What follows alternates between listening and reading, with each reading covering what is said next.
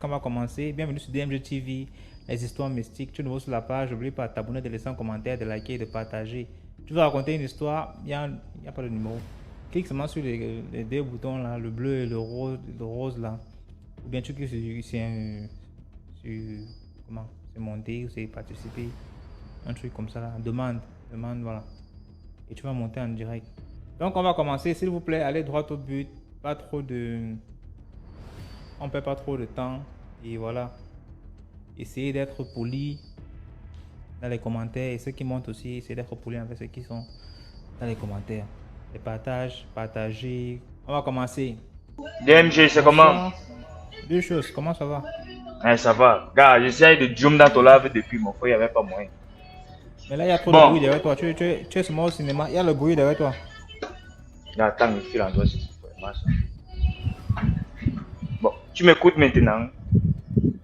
Ouais. Voilà. Bon, l'histoire que je vais te raconter, c'est l'histoire que ma tante m'a racontée, tu vois un peu. Son ami, sa mater vendait les beignets, tu vois un peu. Donc, sa mater, tous les jours, jugeait sa fille que voici tes amis. Tous les jours, elle a les dos. Toi, tu es là, tu ne fous rien dans ta vie. Tous les jours, sa mater fait qu'elle a critiqué. Un jour alors, la go part voir son ami qui avait l'argent. Elle lui demande que, mais ma copine, tu fais comment? Tous les jours, voici ma mère ici là qui me dit que je ne fous rien de ma vie. Donc, sa fille dit que, son ami dit que, ma copine, est-ce que ce que je m'avais fait, tu vas supporter? Elle dit que, maman, comme tu me vois là, je ne peux plus rien faire parce que voici ma famille, c'est là qui me critique tous les jours. Voilà, elle dit dans un rendez-vous que, bon, trouve-moi à tel endroit à 14 h. Voici alors que la go part suivre sa copine, go rendez-vous. Et d'une une grande maison.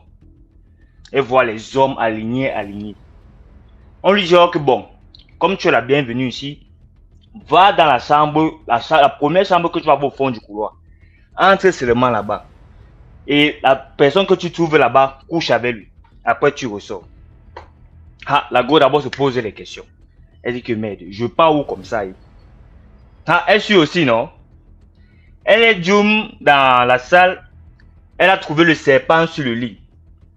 La go est en train de prier que merde, je vais faire comment? Je suis ici là perdu. Je ne sais pas comment je vais faire. C'est la go qui raconte ça avant de d'aller. Attends, te raconte la suite. Elle est là, elle est en train de tourner dans la pièce. Elle tourne, elle ne sait pas ce qu'elle va faire. Perdue seulement dans les problèmes. Elle est en train de réfléchir, elle ne sait pas ce qu'elle va faire. Un monsieur donc alors, je ne sais pas bien comment le monsieur a fait pour entrer dans la chambre. Il faisait aussi partie de la secte. Il vient et dit que quand je te vois là, j'ai seulement pitié de toi. Comme tu vois la route, cours seulement, sors, ne te retourne pas et ne dis pas ce que tu as vu ici là. Parce que ce sera à tes risques et périls. Elle aussi alors, Nanga, elle a seulement pris le chantier, elle a fui. Arrivée maintenant au quartier, elle commence à crier devant sa mère. Oh, tu m'as vendu, oh. Tu m'as vendu, oh. Tout ça, c'est à cause de toi. Tu m'as envoyé faire ce que mon ami faisait là-bas. Me voici maintenant. Comme elle a commencé à raconter l'histoire, elle commençait à pourrir. De la plante des pieds jusqu'à la tête. Dès qu'elle a fini de raconter l'histoire comme ça, là, bang, elle est tombée en ses coques, elle est daille.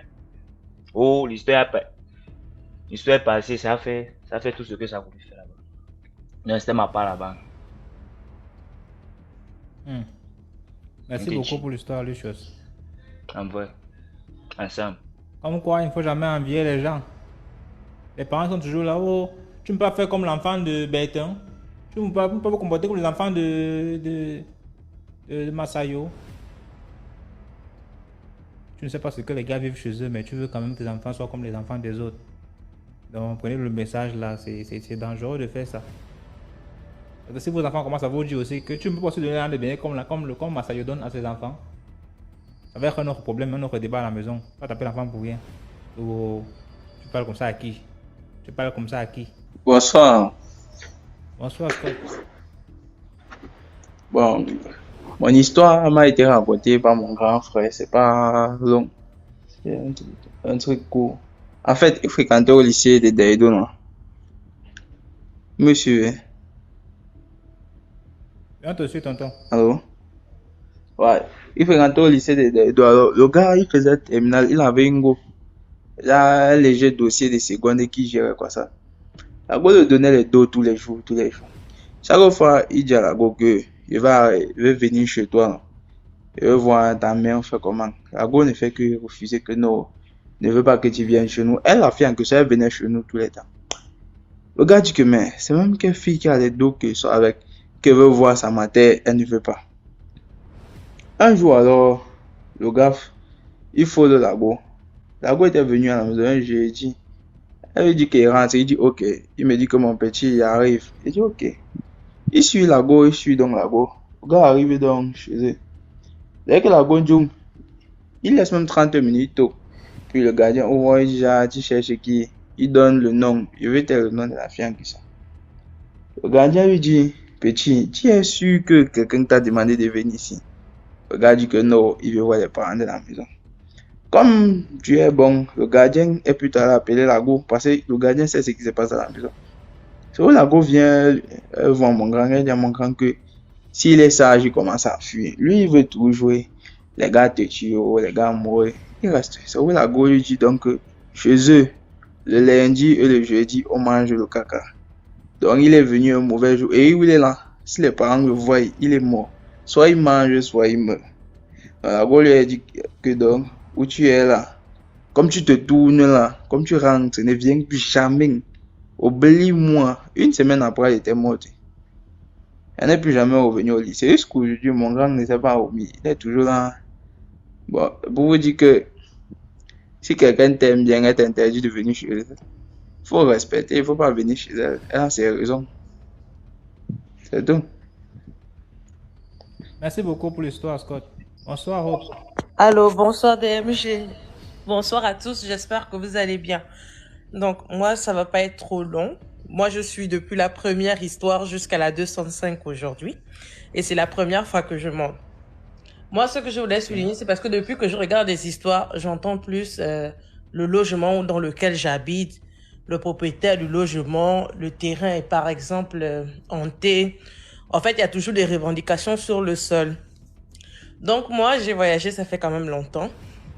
Et j'ai une nièce à moi qui m'avait appelée. Comme moi, je prie souvent. Je prie vraiment beaucoup. Et elle m'appelle parfois même la nonne et tout. Donc un jour, elle était chez elle, je l'avais appelée. J'ai dit non, ça va. Elle m'a dit non, ma mère, je ne vais pas bien puisque je suis la petite sœur à sa mère. Elle me dit non, ma mère, moi, je vais pas bien.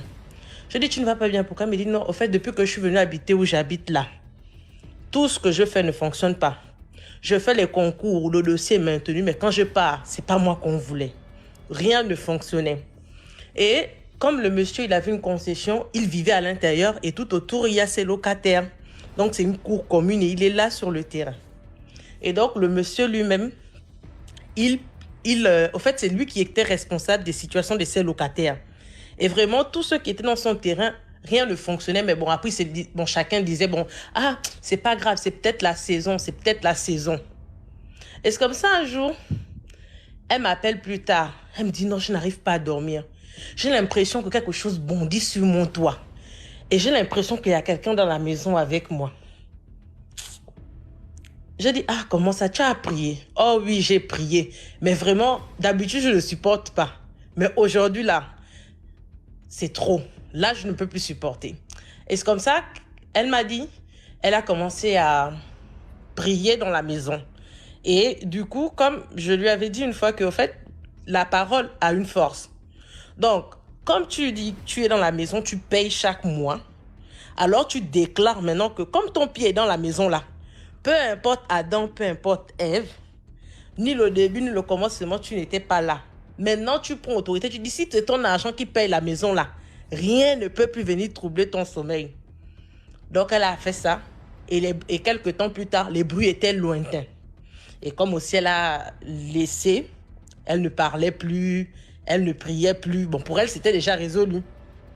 C'est comme ça, un soir, il revient avec force. Et le propriétaire, il est traduit praticien. C'est comme ça, vers 3h du matin, comme moi, je ne dormais pas souvent, moi, j'étais éveillée vers cette tranche d'heure-là. Et c'est comme ça qu'elle et moi, on a commencé à prier. On a prié. On a fait peut-être 30 minutes comme ça, on priait. Après, je dis, en tout cas, je ne sais même pas pourquoi tu t'inquiètes. Moi, généralement, si je prie, je dis une seule chose. La parole est scellée parce que je sais que Dieu, il est là. Donc, je n'ai même pas besoin de rabâcher plusieurs fois la même prière ou me soucier. J'ai prié, c'est fini. Et c'est comme ça que moi-même, je fais ma prière, je dors. DMG, je n'ai juste eu le temps de m'allonger.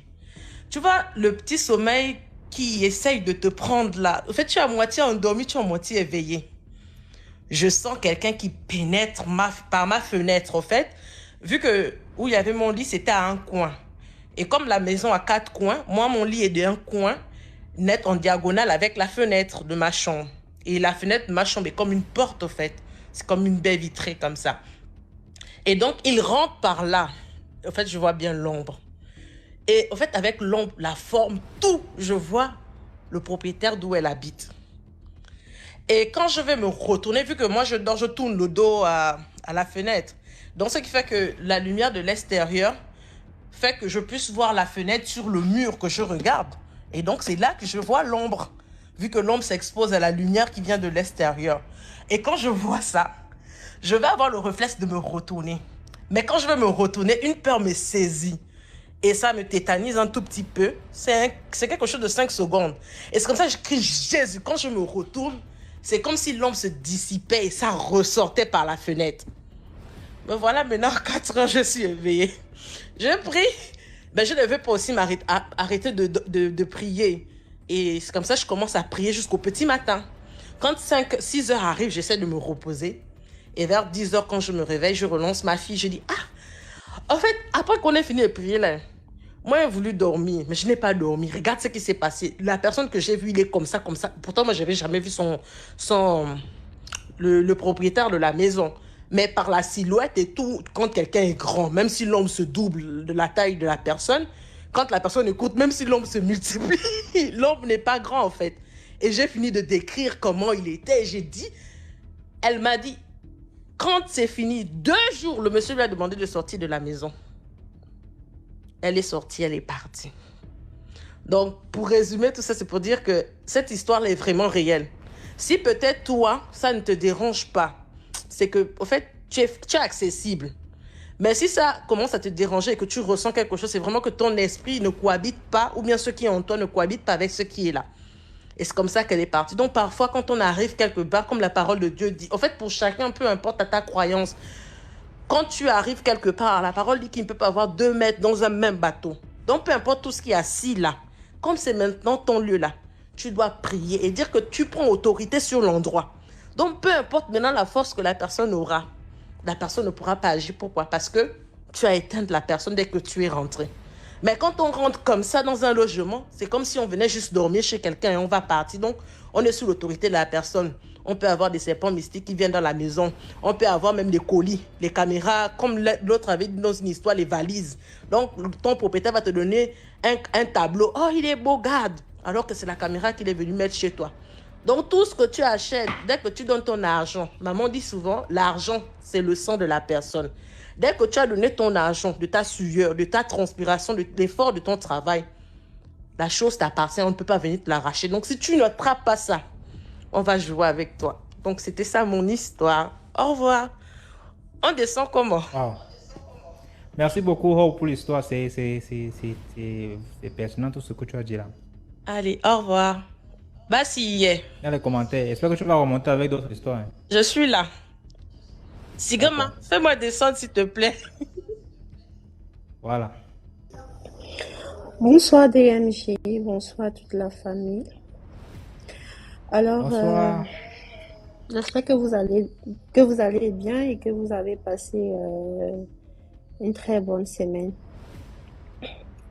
Alors, mon histoire que je vais partager aujourd'hui, c'est vraiment pour sensibiliser nos parents parce que dans les écoles publiques, il y a vraiment, c'est vraiment comment ça veut dire, c'est vraiment le terrain des personnes dans la loge, et surtout les proviseurs.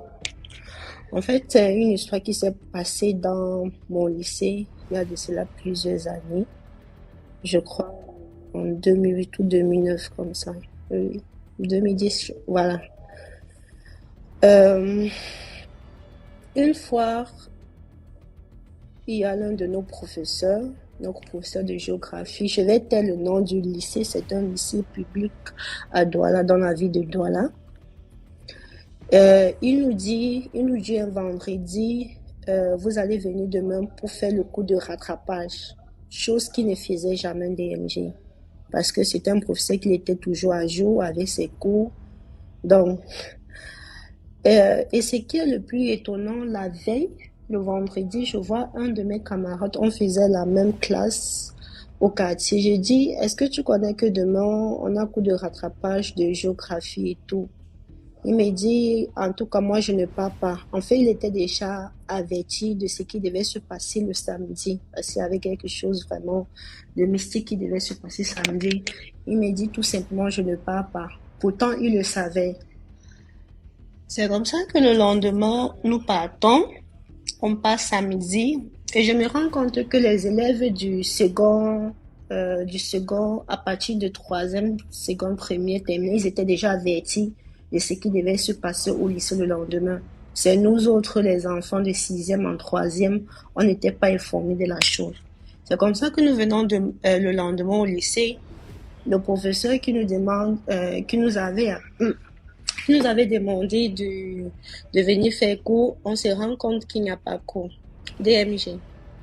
À un moment donné, on voit les voitures se garer, des grosses voitures dont on avait l'impression d'être dans une exposition vente des voitures.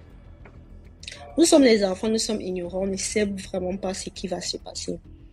On gare les voitures. Après, il y a des jeunes personnes qui se présentent devant nous, des très jeunes personnes d'MG. Quand je te raconte l'histoire, je peux encore voir le film. Des très jeunes personnes, chacun se présente. Je suis pétrolier. Donc, chacun donnait vraiment sa profession. C'était des très jeunes personnes, mais c'était les membres d'une secte. Je vais taire le nom. Une grande loge, je vais taire le nom. Chacun se présente. Après, il nous fait savoir. Donc, c'était déjà tout préparé. En fait, ils avaient déjà préparé des stands pour ceux qui voulaient devenir docteurs dans les métiers de la vie, quoi. On avait déjà fait les stands. On dit les enfants, ceux qui veulent être docteurs, votre stand est de l'autre côté. Ils avaient déjà, donc c'était déjà tout préparé. DMG. Et ça, moi, j'avais pour objectif d'être docteur. Normalement, je suis partie dans le stade d'un docteur. Ils ont pris nos noms. On ne sait pour quelle raison ils ont pris nos noms d'IMG. Nous, les enfants ignorants, on a écrit nos noms parce que après là, il y a une liste qui circulait. Écrivez vos noms et vos prénoms et tout. Tout naïvement, on écrit nos noms, on écrit nos prénoms. Maintenant, lorsque nous avons terminé, chaque élève, chaque enfant raconte un peu son expérience, ce qui s'est passé dans son stand. Il y en a d'autres qui disaient qu'on avait tellement peur. On nous parlait des choses vraiment très bizarres. Par exemple, avocat, quand tu meurs, on va t'enterrer avec l'habit noir. Donc, tout un charabia. C'est après qu'on s'est rendu compte d'MG. Et la même année, après que cet événement s'est passé ce samedi, cette année, il y a eu tellement de morts dans notre lycée d'MG. Tellement de morts. Des enfants qui tombaient. On dit communément tomber Emmanuel. C'est ce qu'on dit communément au Cameroun. Il y avait tellement des enfants qui tombaient en train. Il y a eu tellement de décès. En fait, c'était le proviseur qui avait amené les membres de sa secte au lycée. Et nous, on inscrivait sur les bouts de papier. On ne sait pour quelle raison. Voilà. Et je me suis rendu compte que l'homme est vraiment méchant DMG parce que j'ai vu mon camarade de classe, on était au même quartier ensemble, on faisait la même classe, il était informé de la situation, il aurait pu me dire que non, demain, n'y va pas. C'est lorsque je suis rentrée que je me suis rendu compte que c'était déjà un plan déjà bien élaboré. Et nous étions la cible parce que les élèves du second degré, de troisième en terminale étaient déjà informés. Dans la petite histoire d'MG, dans nos lycées publics en Afrique, c'est vraiment comment est-ce qu'elle va dire, c'est vraiment le terrain des personnes vraiment mystiques, des personnes vraiment avec, voilà, qui sont dans les loges et tout, c'est la leçon. Et il y avait un de mes oncles enseignants qui dit souvent dans les lycées, les bancs, qu'on met, en fait, les nouveaux bancs, tu vois, les gens qui font comment est-ce qu'il va dire, qui font les dons des tables bancs. Il me fait comprendre qu'on exige toujours que ce sont les meilleurs qui s'assoient sur cette table banc-là. Voilà. Donc c'est un peu ça. Je suis vraiment très émue parce que quand je pense à cette histoire, j'ai vraiment, on fait la nostalgie et je prends peur. Donc c'est ça. Merci beaucoup pour l'histoire. NCS Fashion. Simplement. Dans les commentaires. Bonsoir. Oui, j'ai deux histoires. Bon, je vais commencer par celle du mauvais ami qui a failli tuer son copain. Donc, l'ami qui a été la victime, je vais le nommer Alain. Alain, en fait, c'était un jeune qui s'est débrouillé. À un moment donné, il y a eu des mouvements de DJ qui se sont développés un peu partout à Abidjan. Donc, Alain, lui, il avait son petit coin qui marchait vraiment bien. En plus d'être DJ, il a fait un petit coin où il pouvait faire la reproduction musicale, tout et tout. Et ça marchait très bien. Il avait vraiment beaucoup d'argent. Et chez nous, souvent, les après-midi ou les dimanches, enfin les week-ends comme ça, les jeunes se réunissent et puis font des tournois. On appelle ça des tournois des maracana. Les dimanches, là, pour un peu de décrassage et tout. Donc, Alain, il vient avec ses petites chaussures. On appelle les léquets. C'est des petites chaussures en plastique comme ça. On appelle ça léquets à Abidjan. Et il joue avec ça. À un moment donné, son ami lui dit, ah, j'ai pas envoyé mes chaussures. Si tu prends la pause, passe-moi tes chaussures, je vais rentrer pour jouer. Sans arrière-pensée, lui donne sa chaussure à son copain. Et quand l'ami finit de jouer, Alain récupère ses chaussures, il les porte. Le match fini, il rentre à la maison chez lui. Le lendemain, Alain commence à être malade. Il fait de la fièvre.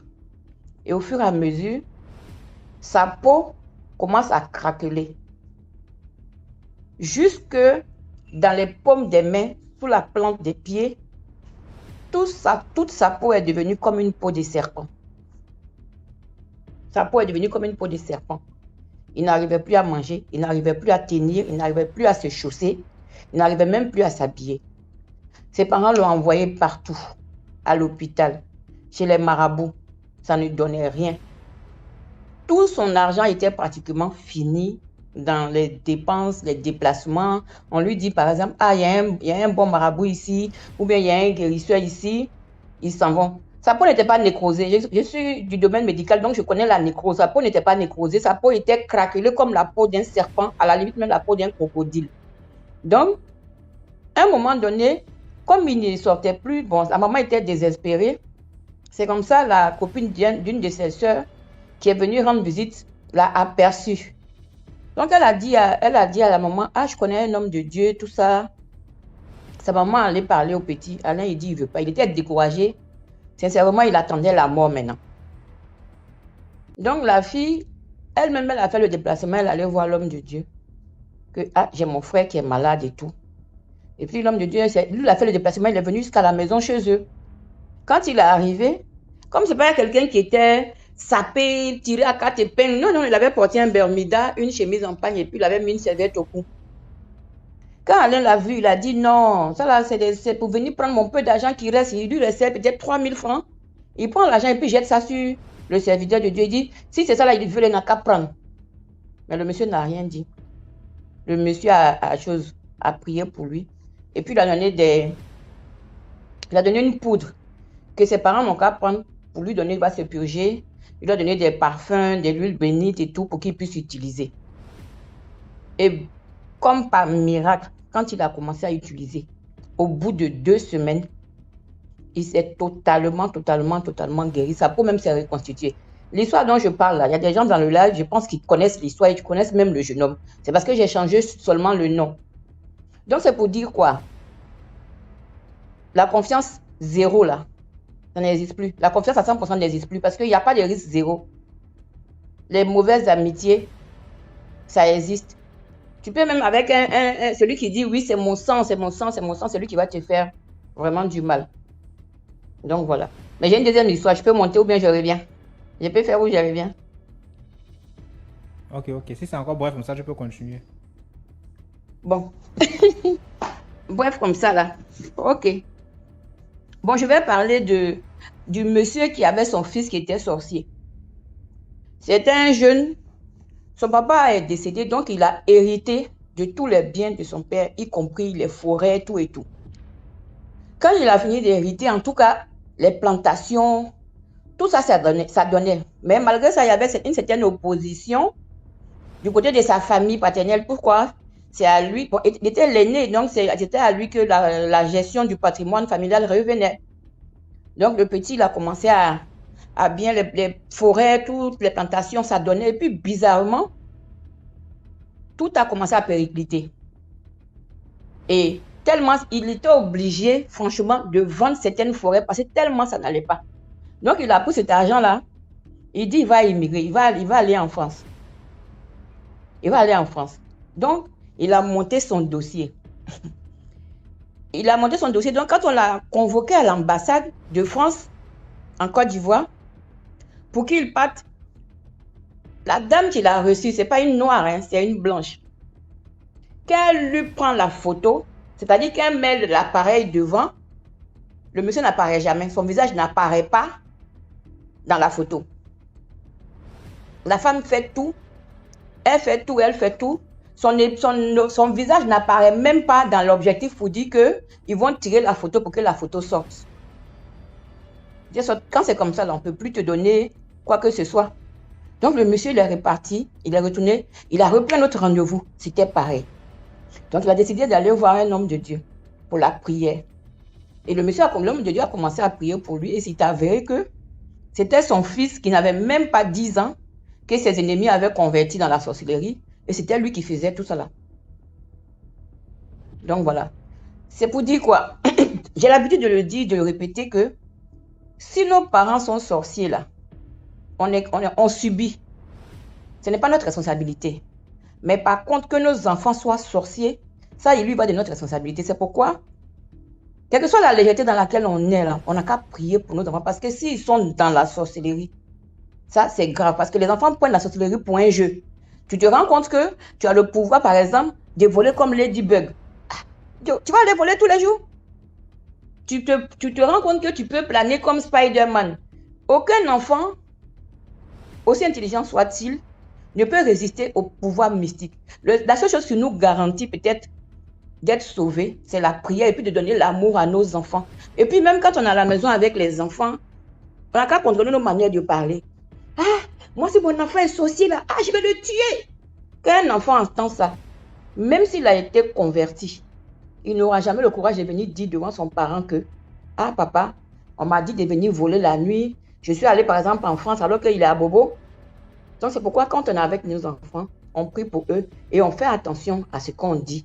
Quel que soit, même si c'est mystique et que c'est néfaste, tu peux toujours dire « Ah vraiment, moi si mon enfant est dedans là, ah, la première chose que je vais chercher c'est la solution pour qu'il soit libéré. » Ça c'est des choses, quand un enfant entend ça, ça peut l'encourager demain s'il est dedans, de venir dire, ah papa, voilà ce qu'on m'a fait, voilà ce qu'on m'a fait. Voilà. Voilà, c'était mon histoire, mes histoires. À tout à l'heure, je remonte. Allô? Bonsoir. Bonsoir. Comment? Ça va, ça fait longtemps. Bonsoir à tout le monde. Je vais raconter une petite histoire qui s'est passée dans ma famille, au village, dans la chefferie de mon village. La chefferie de mon village, dans mon village, c'est dans ma famille en fait. Et à l'époque, c'était mon cousin, paix à son âme, qui était chef du village. Et il avait 3 femmes. Donc, ici, je vais dire quoi. Si je peux mettre un titre à l'histoire, c'est que les femmes enceintes ne doivent pas chercher des problèmes. Quand on est enceinte, on porte de l'or, on porte un trésor, on doit se protéger et faire se cacher. Ne pas se disputer ou avoir des problèmes. Il se passe donc quoi? Sa deuxième femme est enceinte. Tout se passait très bien. Et dans ces genre 4 mois de grossesse et tout, le ventre venait juste d'apparaître là. Elle s'était violemment disputée avec une de ses voisines. Bon, moi, je peux pas te dire pourquoi et c'était quoi le problème, mais elle s'était vraiment disputée. Tu connais les querelles des femmes du village, là, jusqu'à dans la cour, crier, machin. Tu vois, je vais te montrer les problèmes, les problèmes, les problèmes, les problèmes. Ah, n'est-ce pas, le s'est passé. La dame, donc, était déjà à terme. Elle avait genre même 8 mois déjà de grossesse comme ça. Or, la femme de mon cousin, là, elle avait ce qu'on appelle chez nous la sorcellerie, le ventre. Et, selon ce qu'on raconte chez nous, à l'est du Cameroun, on ne part pas à la réunion de la sorcellerie avec la grossesse. Quand on est enceinte, on ne va pas, on ne sort pas avec sa grossesse pour aller dans les réunions de sorcellerie. Ce qu'on fait, c'est que tu enlèves ta grossesse, tu gardes ta grossesse et puis tu vas à la réunion. Tu vois un peu le truc? Donc, là, la nuit, donc, la dame est sortie. Elle devait assister à la réunion, là. Ils avaient leur réunion des sorcières. Donc, elle est sortie. Elle a enlevé sa grossesse, donc.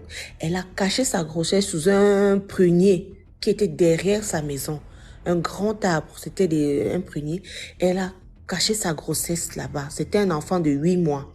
Donc, quand elle faisait ça, son autre voisine avec qui elle s'était disputée sortait aussi. Tu vois un peu? Et elle a vu comment la dame cachait sa grossesse. Elle a caché donc sa grossesse. Ma belle-sœur a caché sa grossesse. Elle a assisté à sa réunion. Elle assistait à la réunion vers 4 heures comme ça. La réunion est finie, il fallait qu'elle rentre. Donc quand elle a caché comme ça, sa voisine a vu, sa voisine a pris l'enfant. Sa voisine a pris la grossesse qu'elle a cachée là, le bébé. Et elle est allée cacher ça dans l'igname sauvage. On a une igname qui pousse chez nous. À l'est, c'est une igname sauvage. On ne mange pas ça. Mais c'est gros, ça peut être comme un melon. Donc, sa voisine a pris le bébé là. Elle a caché dans l'igname là. Et elle a enterré l'igname là. Tu vois, non? Maintenant, la dame rentre donc. Elle part derrière l'arbre. Elle fouille l'enfant. Elle fouille sa grossesse. Elle ne trouve pas. Elle fouille, elle fouille, elle fouille. Elle commence à pleurer, mais elle ne peut pas pleurer fort. Parce que c'est dans la nuit. Maman, tu fais quoi dehors? Elle fouille, elle fouille, elle fouille. Rien. Elle ne trouve pas sa grossesse. Elle est obligée de rentrer. Elle est rentrée. Le matin, elle se réveille, mais tu vois, nous qui n'avons pas 4 yeux, on voit son ventre est bien arrondi. Bien arrondi, elle est là, mais elle est tombée sérieusement malade. Mais on l'amène à l'hôpital, elle n'a rien. On se dit que non, comme elle est déjà presque à terme, c'est sûrement, elle est fatiguée. Elle était toute paniquée. Elle commence à pleurer. Chaque fois, elle était très triste. Elle avait perdu l'appétit, elle avait maigri. Genre 3 semaines après, comme ça, elle a commencé à avoir les contractions. Elle a commencé à avoir les contractions. N'est-ce pas, son mari? Mon cousin l'amène en ville. Il l'amène à l'hôpital. Allez, pendant l'accouchement, les contractions. Ah, les médecins se rendent compte il n'y a que le placenta qui est sorti. Il n'y a pas de bébé dans son ventre. Ce n'est que donc c'est le placenta là qui a causé les contractions et ce n'est que l'utérus a expulsé le placenta. La femme s'est évanouie. Panique totale à l'hôpital. Oh, les problèmes, mon cousin ne comprend rien. Sa femme se réveille, elle-même encore, elle demande son enfant.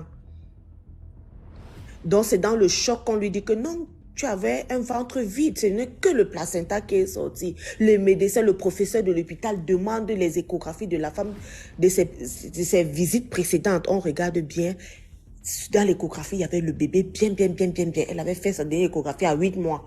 Il y avait bien l'enfant n'avait pas de malformation, rien du tout. Elle s'est exclamée donc à patois que je vais rentrer à Massian, parce que mon village s'appelle c'est Massian. Je vais rentrer à Massian avec la honte, là, je vais raconter quoi c'est comme ça que mon cousin reste tranquille, il ne dit rien. Ils sont rentrés à la maison, bras ballants comme tu entends là. Ils ont fait le deuil 6 mois après. Chez nous, généralement, on appelle les pygmées. On leur donne genre un peu de boisson, un peu de sucre, les vêtements. Et ils viennent ramasser le jansan, faire le champ, couper le cacao et tout. Donc, c'était la période là. Donc, il y avait une maman pygmée qui travaillait généralement avec mon cousin là dans ses plantations et tout en forêt.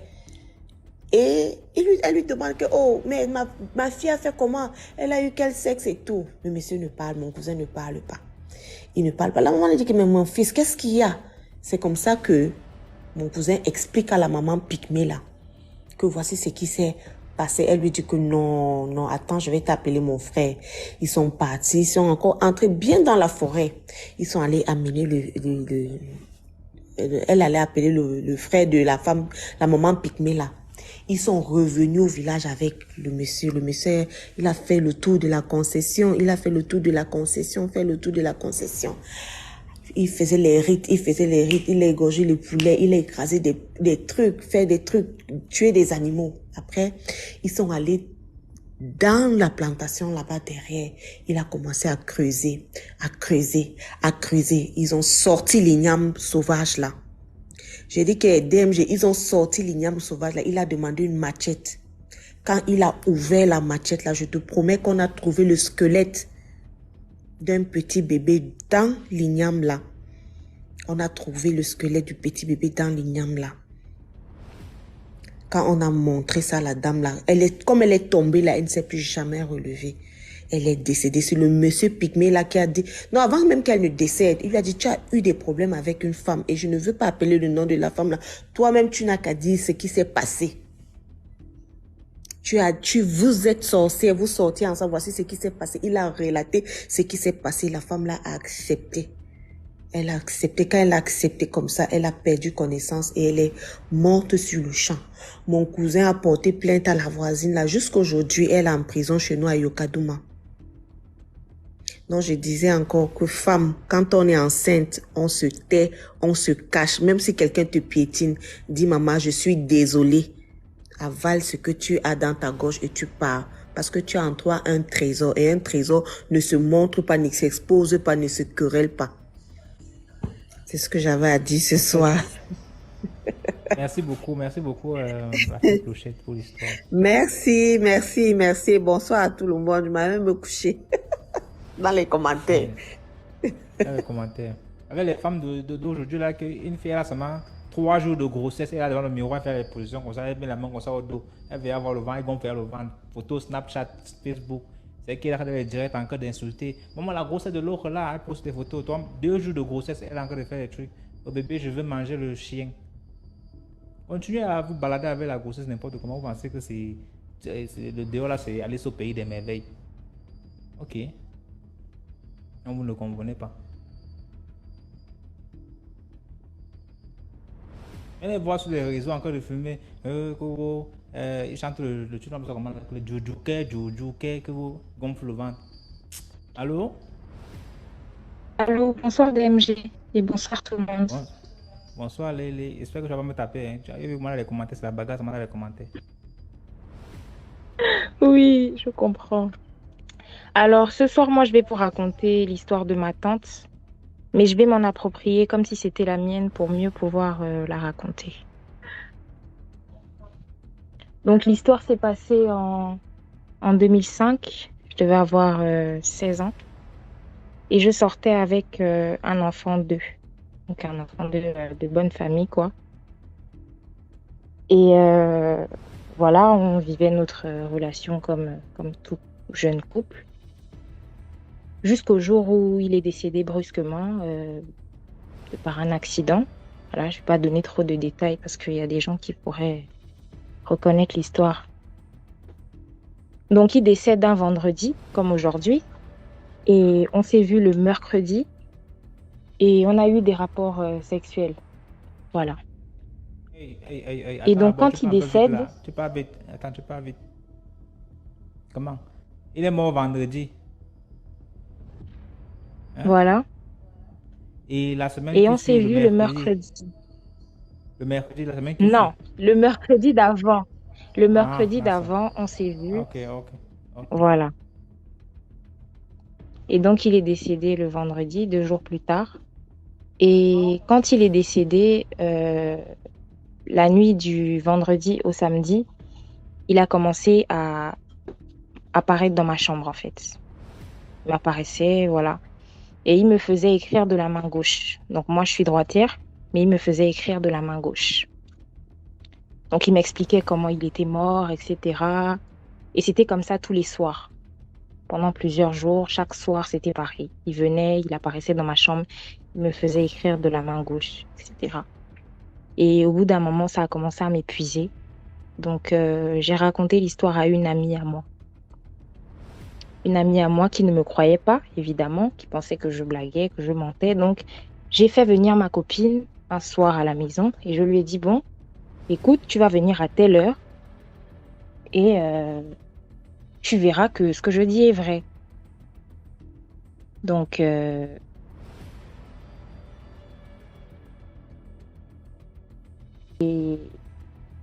ça s'est passé de la même façon. Donc, il me faisait écrire de la main gauche, etc. Mais elle ne me croyait pas. Mais tu écrivais Elle se quoi au juste? disait, Tu écrivais quoi au juste?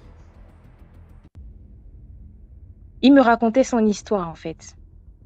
Il me racontait comment il était décédé, dans quelles conditions il était mort, en fait.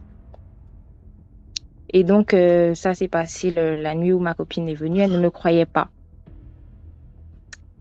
Étant donné qu'elle ne pouvait pas le voir et que j'étais la seule à pouvoir le voir, elle m'a demandé d'avoir une preuve plus palpable. Donc, étant donné qu'il avait appris avec elle, il a commencé à me raconter des choses que moi, je n'étais pas censée savoir. Donc, il me faisait écrire des choses qu'ils ont vécues étant en classe avec les professeurs, etc. Donc, c'est à ce moment-là qu'elle a tiqué et elle s'est rendue compte que, effectivement, j'avais raison. Et donc, j'ai dormi avec ma copine et le lendemain, il m'est apparu en rêve. Et il était enchaîné. Il était comme, je ne sais pas si c'est ça l'enfer, moi je ne connais pas l'enfer, mais ça paraissait, voilà, ça ressemblait à l'enfer. Il était enchaîné, il n'était pas bien, il était vraiment fatigué, il travaillait beaucoup là où il était, il se plaignait beaucoup. Et il m'a demandé de transmettre à ses amis de lui faire une messe. Donc, c'est chose que j'ai faite. Le lendemain, au réveil, j'ai appelé sa sœur et j'ai demandé à sa sœur que bon, voilà, pour le décès de ton frère, est-ce que vous avez fait une messe? Elle m'a dit non, on l'a juste enterré comme ça. Donc, je lui ai dit non, il faut faire une messe parce qu'il m'embête beaucoup. Il m'embête beaucoup, il me dérange, il faut faire une messe pour qu'il me laisse tranquille parce que là, je n'en peux plus. Ils ont fait la messe et il m'a laissé pendant un bon moment. Il réapparaît 5 ans plus tard. Donc, j'étais déjà avec celui qui est aujourd'hui le père de ma fille. Et voilà, il réapparaît dans mon rêve pour me dire que je suis avec la bonne personne et que je dois rester avec le père de ma fille parce que c'est le bon. Donc, suite à ça, moi, je continue ma vie tranquillement. Et excusez-moi, c'est pas mon histoire, donc j'essaie de remémorer. Et donc, un jour, comme un autre jour, j'étais enceinte de ma fille, voilà, qui a 12 ans aujourd'hui. Et je dormais avec le papa de ma fille dans ma chambre. Il apparaît dans mon rêve et il se disputait en fait avec le papa de ma fille. Donc, ils étaient en train de se battre. Au cimetière, ils étaient en train de se battre là où on l'avait enterré. Ils étaient en train de se battre, etc. Et il voulait me prendre, il voulait m'emmener en fait. Et le père de ma fille a dit non, tu peux pas la prendre, tu peux pas l'emmener, c'est pas possible. C'est ma femme, elle est à moi, donc c'est pas possible. Toi, tu es déjà mort, laisse-la. C'est comme ça que je me suis réveillée en sursaut. Bonsoir DMG et bonsoir à tout le monde. Bon, moi, je vais raconter, l'histoire que je vais raconter, c'est ce que moi-même j'ai d'abord vécu, c'est ce que moi-même j'ai vécu. Parlant d'abord de la grossesse de la femme qui parlait tout à l'heure, c'est très, très, très, très important. Moi, j'avais pas provoqué quelqu'un, mais je sortais dans une soirée environ 18h quand j'étais au Cameroun, j'étais enceinte de ma fille. Je suis donc sortie pour aller chercher de quoi manger. Environ 18h. C'est là où, quand je pars, quand je suis à un niveau, je me mets à marcher. À un certain niveau, à une entrée, en fait, d'un quartier, il y a une femme qui est en train de sortir. Quand la femme sort, je ne peux pas vous dire que c'était un être humain, parce que c'était pas un être humain, parce que tous les êtres humains qui marchaient là, j'avais pas de problème. Mais dès que elle et moi, elle sortait et que moi je voulais traverser, c'était comme si on m'a inoptisé. On m'a inoptisé, je suis restée là au moins pendant 5 minutes jusqu'à ce qu'elle parte, jusqu'à ce qu'elle passe. Elle était comme, donc son visage était tout blanc, comme un fantôme. J'ai été inoptisée là pendant au moins 5 à 10 minutes. Je ne peux même pas vous dire le nombre exact. Parce qu'il a fallu un bon bout de temps. Après ça, je suis seulement partie sursauter. Mais qu'est-ce qui ne s'est pas passé? Qu'est-ce qui n'a pas marché? La femme n'était plus. Parce que j'ai regardé un peu de partout, la femme n'était plus. Donc c'est très important. Même marcher dans la nuit là. Non, mieux même tu envoies quelqu'un. Mais moi, je n'avais pas cette grâce là parce que je n'avais personne. Dieu merci, j'avais la couverture de Dieu. Je n'avais rien eu. La seconde histoire, c'est que je travaillais chez quelqu'un. Quand j'étais encore au Cameroun, je travaillais en tant que ménagère chez quelqu'un et c'était un couple. Un couple de l'autre la femme était banquière. Elle travaillait à la banque et son mari était c'était sénateur ou c'était quoi? Quelque chose comme ça. Quand on m'a engagé, le mari en question ne travaillait pas tellement. Donc, il était un peu souffrant.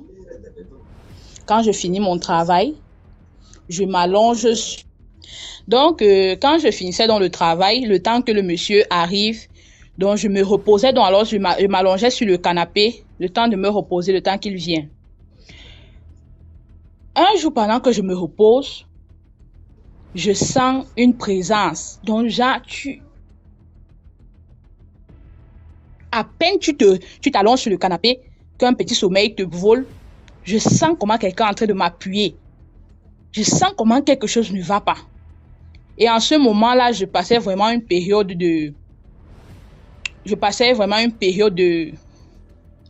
on appelle souvent ça comment chez les chrétiens là, donc une période de refroidissement. Donc je n'étais pas trop dans la prière et tout, j'avais un peu de petits problèmes là. Ça a fait comme ça la première fois, je suis restée tranquille. La seconde fois que ça m'a encore fait ça, je suis rentrée ce même jour, j'avais un programme à l'église.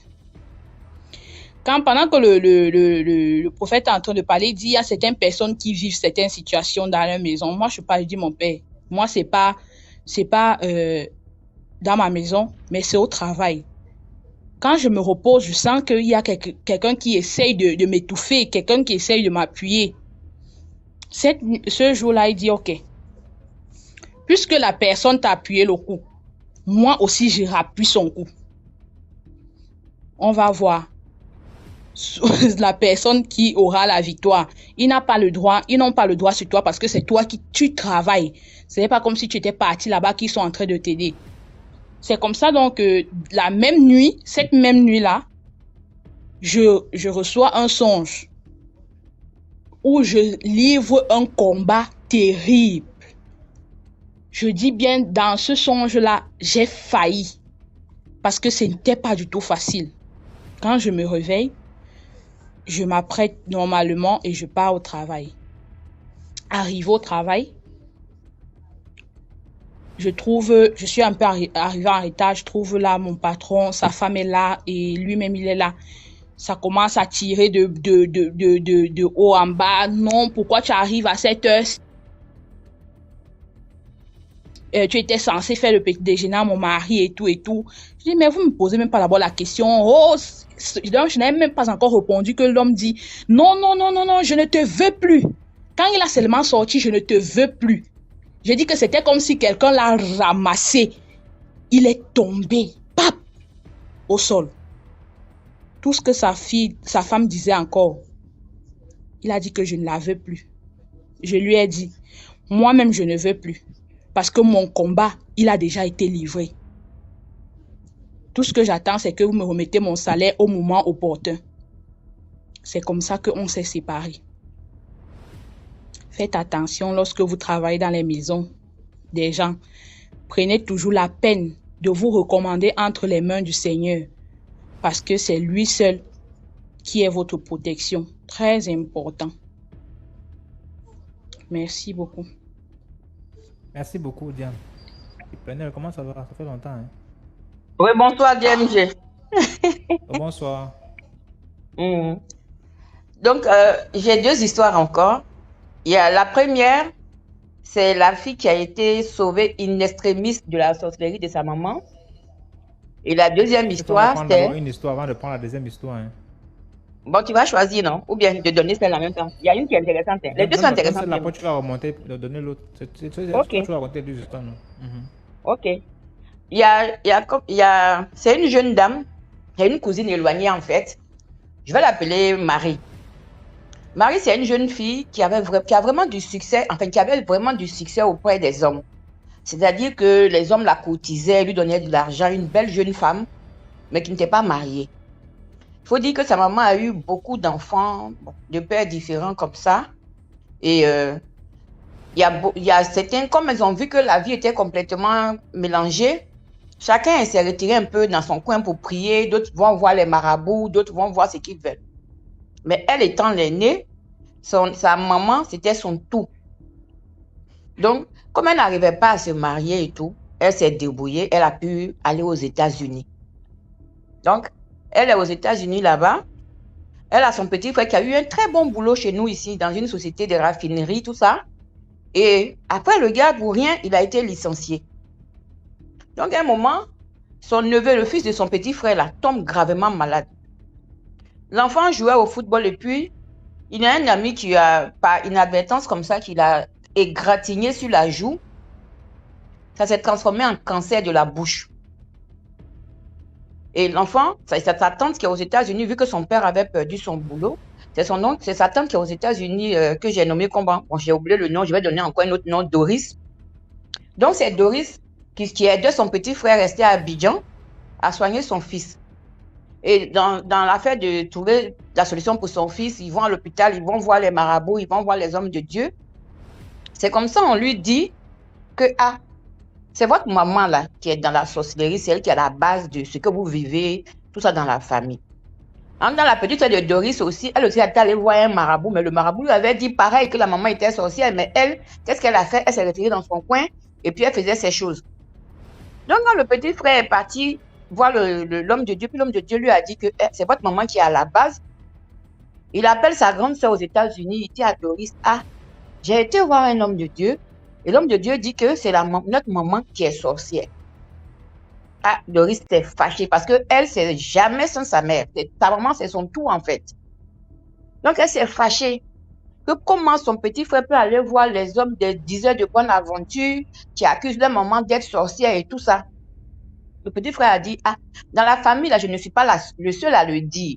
Peut-être que les autres n'ont pas eu le courage de te le dire, mais moi, j'ai été voir un homme de Dieu. Telle sœur a été voir un marabout. Les deux, tout ce qu'on va voir, ils disent que c'est maman qui est le souci parce que notre papa, il ne vit plus tout et tout. Doris s'est fâchée. Qu'est-ce qu'elle a fait? Elle a coupé les vivres à son petit frère. Malheureusement, le gars, dans la galère, l'enfant, finalement, est décédé. Donc, elle-même, aux États-Unis, là-bas, les choses ont commencé à se mélanger. Elle n'arrivait pas à trouver une situation stable. Elle n'arrivait pas à avoir une situation administrative stable. Mais comme en temps, elle avait un peu d'argent, elle ne voyait pas que ce que son frère disait pouvait être la vérité. Mais à un moment donné, après, elle-même, ça a commencé à se gâter un peu. Donc, qu'est-ce qu'elle fait? Elle appelle sa cousine qui est en France City et elle lui demande, voilà, la situation est compliquée. Je ne sais pas ce qui m'arrive, rien ne marche. Sa cousine lui dit, moi, je connais un homme de Dieu. Si tu veux, je vais te brancher à lui. Lui, il ne te dit rien. Toi-même, tu fais tes prières et puis tu vas voir ce qui se passe dans ta vie. Elle a dit, OK, si c'est comme ça, bon. Mais voici le numéro, il faut que tu appelles. Donc, elle a appelé, le monsieur a fait la prière par distance et puis elle a demandé de l'huile bénie, des trucs comme ça, les parfums et autres. Et puis, on lui a fait un colis DHL, ça l'a trouvé là-bas. Le premier jour qu'elle reçoit ses colis, elle asperge sa maison. Elle fait ce qu'il a à faire, elle asperge sa maison. En temps, aux États-Unis, là-bas, elle louait une chambre chez l'habitant. C'est-à-dire, elle loue Dans un appartement comme ça, il y a le propriétaire, ou puis lui, il met une chambre à location, ça se fait aussi en Afrique ici. Et la personne chez laquelle elle logeait là, c'est la fille d'un ancien président de chez moi. Donc, elle louait une chambre chez l'habitant. Et la même nuit, comme la maison n'est pas à elle, c'est dans sa chambre, elle a fait ce qu'il fallait faire, elle a aspergé, tout ça là. Elle dort la nuit, elle fait un songe, et dans le songe qu'elle voit, elle voit sa mère et la petite soeur de sa maman dans la chambre de sa propriétaire, en train de pleurer. En fait, les femmes étaient en train de pleurer. Ouah, ouah, ouah. Donc, elle, dans le rêve, elle se réveille, puis elle va, elle dit, mais maman, qu'est-ce que vous faites ici? Et la maman lui répond, ah, d'habitude, quand on vient là, on rentre chez toi ici facilement, mais au lieu d'en arriver, le feu nous a brûlés. Ouah, ouah, ouah. Et puis, les deux femmes étaient en train de pleurer. Et elle s'est réveillée. Donc, elle se réveille, elle appelle sa cousine d'enfance, elle dit, ah, voici le rêve que je viens de faire. Je viens de voir maman et ma tante qui sont venues dans la maison ici, mais elles sont restées dans la chambre de ma proprio, en train de pleurer, comme quoi le feu les a brûlés. Qu'est-ce que tu es parti chercher? Où tu es parti voir ce que tu allais prendre à chez ce monsieur-là? Pourquoi tu es parti là-bas? Tu vois, maintenant, le feu nous a brûlés. Donc, elle explique à sa cousine que je ne comprends pas ce que ça veut dire. Sa cousine dit, mais tu comprends très bien ce que ça veut dire.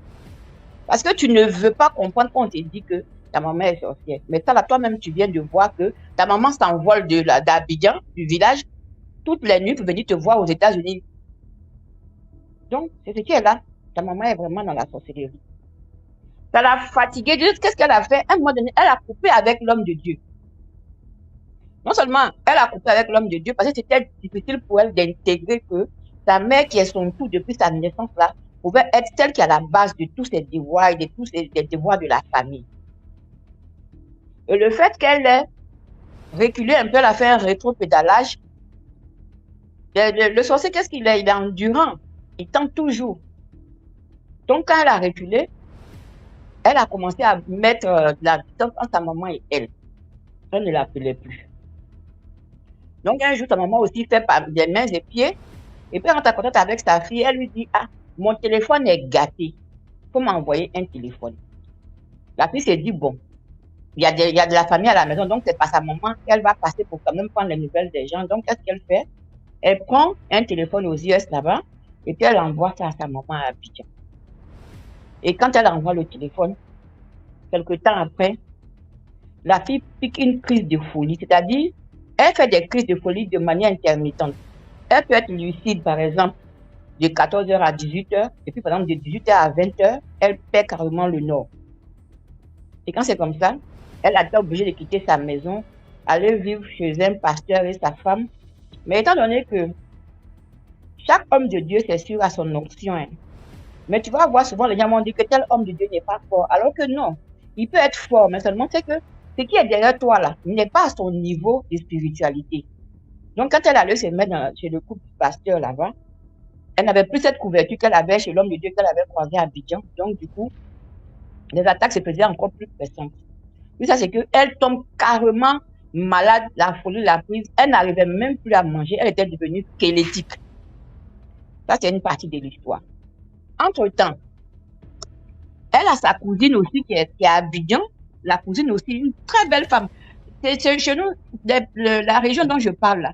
Les femmes là, quand elles sont vilaines, on dirait qu'elles n'ont pas fait exprès. Mais quand elles sont belles, on dirait qu'on les a dessinées. Donc, elle avait une cousine aussi qui était très, très, très belle. La fille, elle avait des prétendants qui lui donnaient de l'argent, mais elle ne se mariait pas. Elle ne se mariait pas. Et comme elle a commencé à prier, Dieu lui a fait grâce. Elle s'est mariée avec un monsieur qui était bien posé et tout. Et cette cousine-là, je vais la nommer Mariam. Mariam, elle, quand elle a fini par se marier, elle s'est cachée pour se marier.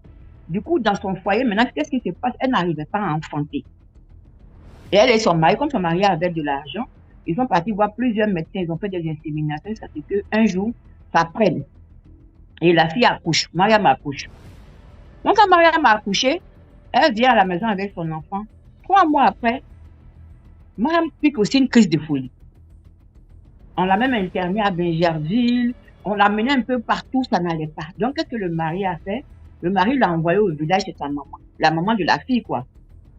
En temps, la maman de la fille, Mariam, là, et puis la maman de Doris, là, c'est la même famille. Donc, quand Mariam est arrivée au village, la maman de Mariam, elle, c'est une one-gam. Elle n'a pas peur de quelque chose. Elle est carrément partie accuser sa grande sœur, l'aînée de leur famille à elle, disant que c'est sa grande sœur là qui veut tuer sa fille. Et la grande sœur, aux yeux des gens, c'est une accusation grave. Donc, pour se dédouaner, elle a fait un semblant pour aller ametter le chef du village et tout. Donc, ils ont fait une assise. Ils ont fait une assise. Et donc, quand ils ont fait une assise, malheur pour la grande sœur, la maman aussi, elle était partie consulter quelqu'un qu'elle n'avait pas prévenu, qu'elle a envoyé le monsieur au milieu de l'assise là. Le monsieur maintenant fait des pratiques mystiques et effectivement, la grande sœur que la maman a accusée là, c'était elle vraiment qui était sorcière. Donc le monsieur l'a, comment on appelle ça, dévoilé aux yeux de tout le monde. Et quand chez nous comme ça on te dévoile là, tu es obligé de passer aux aveux. Et quand tu passes aux aveux, bien entendu tu cites tes acolytes. Et c'est cette maman là qui a été dévoilée là, qui va maintenant citer ses acolytes et qui va citer effectivement la maman de Doris qui est aux États-Unis. Doris qui est devenue folle, qui est carrément à l'actif de la mort aux États-Unis là-bas. Et quand la maman de Doris sera citée, elle va avouer qu'elle est à la base de tout ce qui arrive à ses enfants.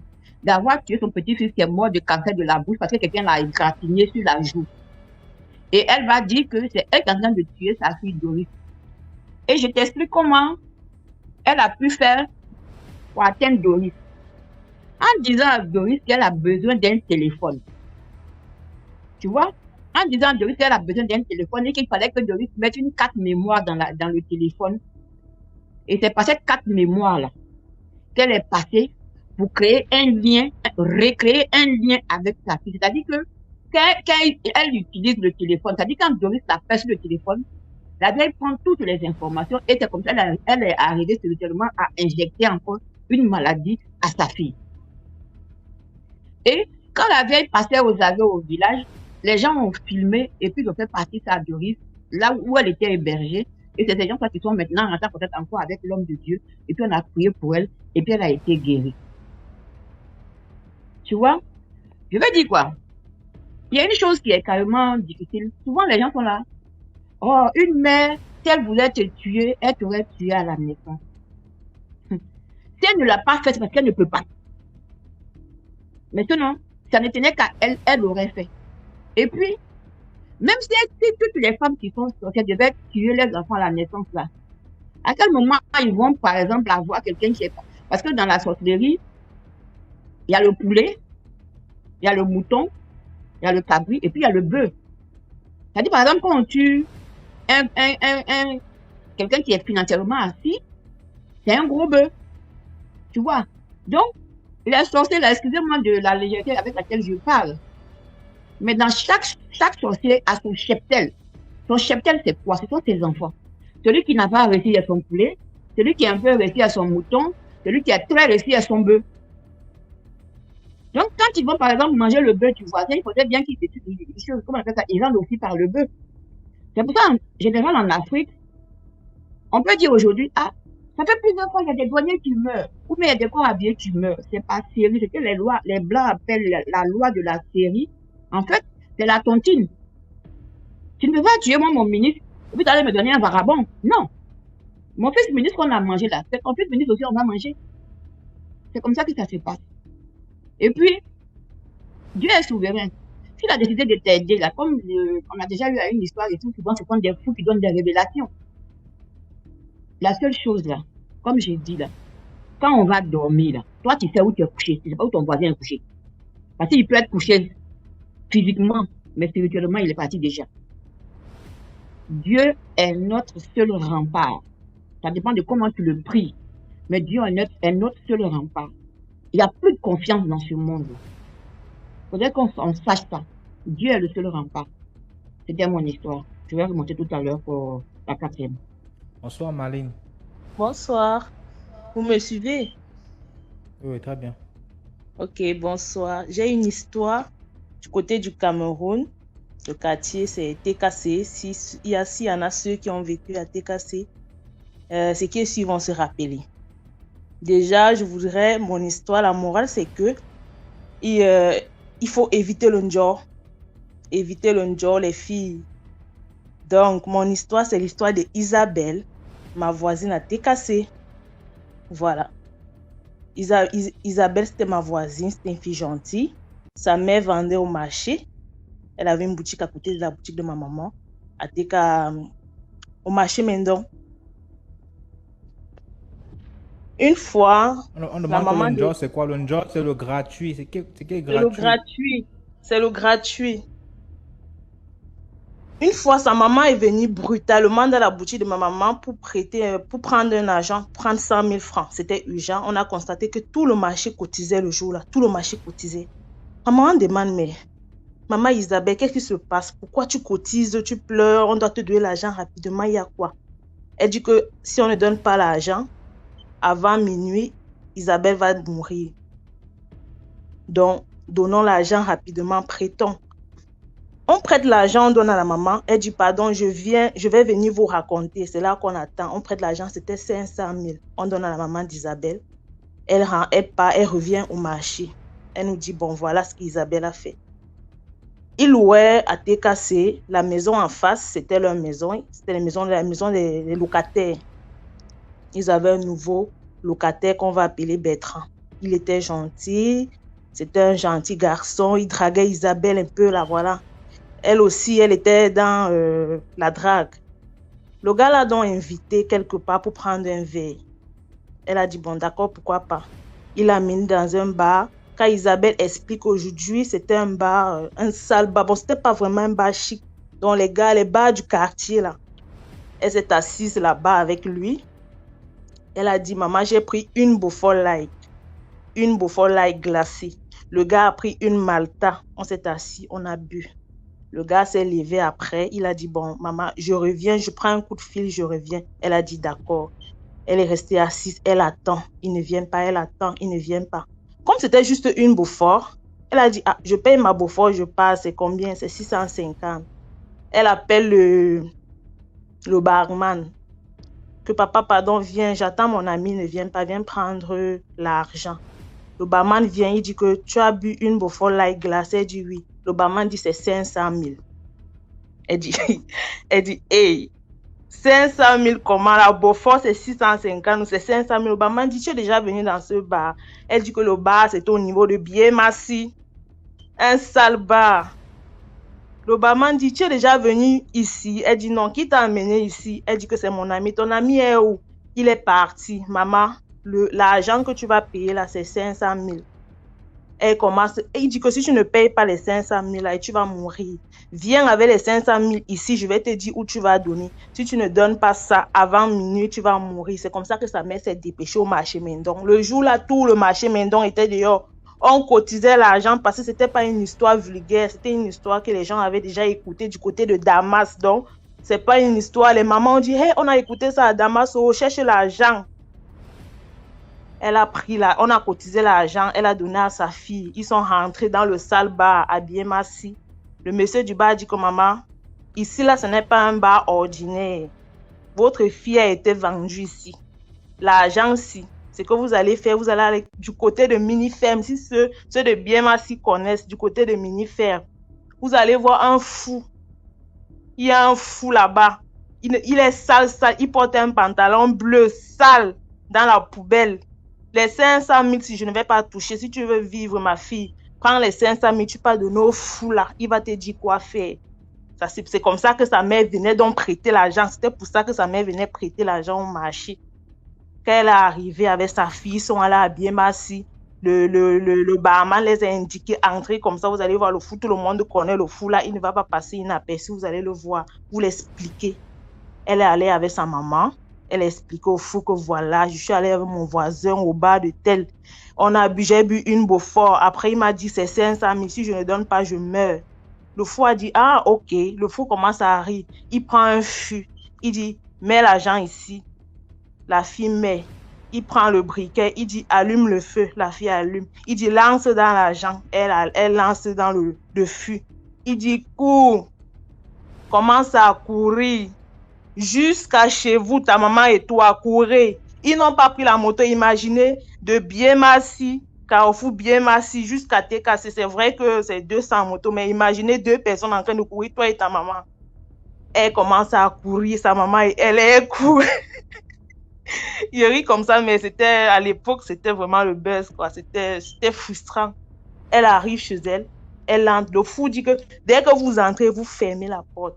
Elle entre avec sa maman. Son père est venu toquer personne. Donc elle a dit, quelle que soit la personne, même les gens du marché sont arrivés chez eux, que même si c'est qui toque, c'était aux environs de 21h, 22h comme ça. Même si c'est qui toque, n'ouvrez pas. Fermez les portes, fermez les fenêtres, fermez tout. C'est comme ça alors que c'est ce qu'elle a fait avec sa fille. Ils sont allés dedans. Nous, ma mère et moi, nous sommes descendus. Il y avait tout le monde dans la cour. On dit qu'est-ce qui se passe dedans. Elle ne parle pas, sa fille ne parle pas. C'est là alors que le voisin rentre, il y a les gens dans la cour. Il rentre, il bouscule les gens dans la cour, il bouscule les gens.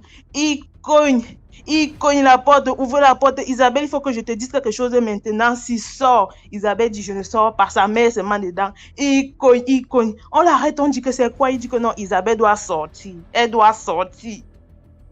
Donc c'était comme la folie à TK. Si les gens qui ont grandi à TK à l'époque, ils vont comprendre. C'était grave. On arrête le gars. Le gars dit que non, elle doit sortir. Elle a bu sa Beaufort Light, elle doit payer. On dit que c'est quel Beaufort Light qui coûte 500 000.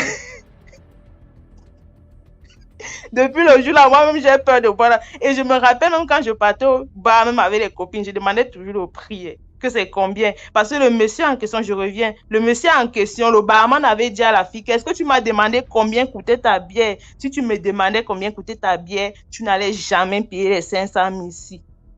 Tu n'allais jamais payer ça, c'était ta dette. C'est comme ça qu'à minuit, nous, on était déjà fatigués, on a dit, ok, le matin, la maman va nous raconter, chacun est rentré chez soi. Même les parents, même le père de la fille, les frères de la fille ont dormi dehors. La porte, elle est restée fermée. Jusqu'au matin, on est venu trouver le cadavre de son voisin devant la porte. Il était déjà sec, noir, comme s'il est mort. Je sais pas, il était décomposé. Je peux même pas expliquer, c'était affreux. C'était une histoire, c'était pour dire aux filles que apprenez à demander le prix de vos boissons. On ne sait pas. Le njor aussi, ce n'est pas bon. Quand vous ne connaissez pas bien quelqu'un, ne partez pas vous asseoir à cause d'une bière comme ça. Elle, aujourd'hui, elle est vivante. Elle a raconté son histoire à plusieurs personnes, d'autres ont vécu. Mais voilà, je voulais partager ça ici avec vous. Merci. Merci beaucoup, Flore, pour l'histoire. Bonsoir, parole de Dieu. Oui, je vais raconter l'histoire des régimes de plantains qui ont disparu derrière un taxi. Yeah.